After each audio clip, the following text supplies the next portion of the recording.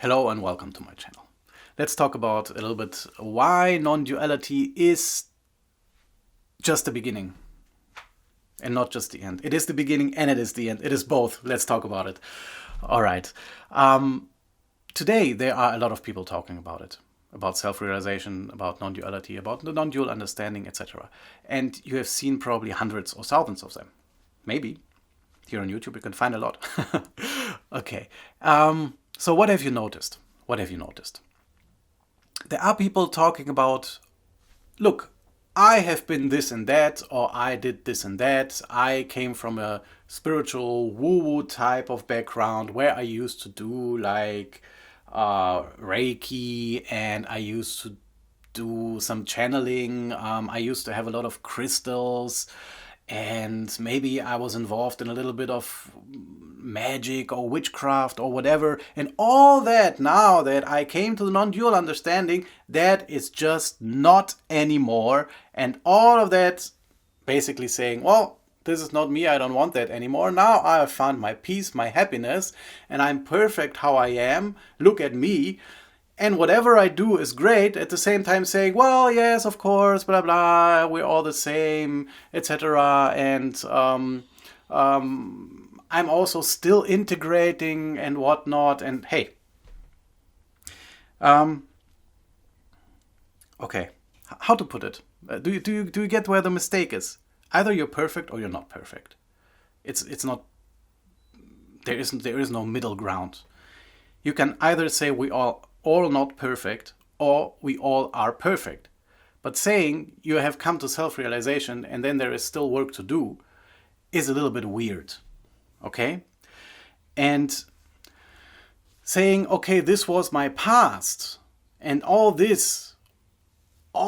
the world is not what I am, is a part of the teaching, but it's kind of a halfway step, okay? So let's talk about this a little bit. When we have realized ourselves, then there is no more other. There is no more world. There is no universe. There is no other beings. There is just God. That means in all we do, in all our actions, in all we see, in all we interact, we see God and not something that used to be. Because that would be denying yourself, saying, okay, this is not part of me, but it is. It is part of you. So that means a lot of people make a religion out of it. They do make a religion out of it and destroy the non-dual teaching on a halfway step. So when we fully realize who we are, then there is no problem in getting out into the world and doing whatever it is we do. And maybe if we have interaction with some beings, well, then that's the way it is.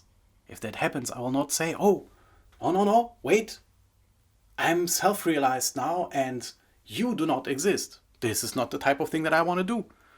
Imagine you meet a very powerful witch which teaches you magic and you can use that in your life. Will you say, oh, no, that's not me anymore? Or will you say, okay, well, that's interesting. Teach me. How can we achieve things in life through magic? Why not? Okay? If you happen to enable some type of channel to channel the wisdom of Buddha or Christ, then why not?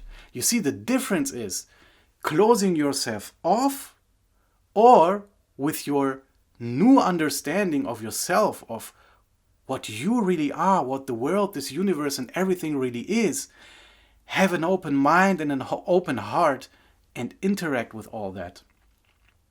Does that resonate with you? I'm really curious what you think about that.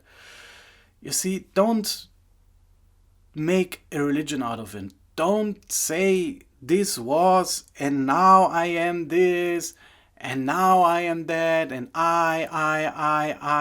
A lot of people do not catch themselves how they are caught in another trap of I. Okay? There's no I. There's a big we. I as a faculty of mind. You can find that in another video that I made. Okay, if you liked the video, then give it a thumbs up and subscribe to my channel, and I'd be happy to see you next time. Take care. Bye-bye.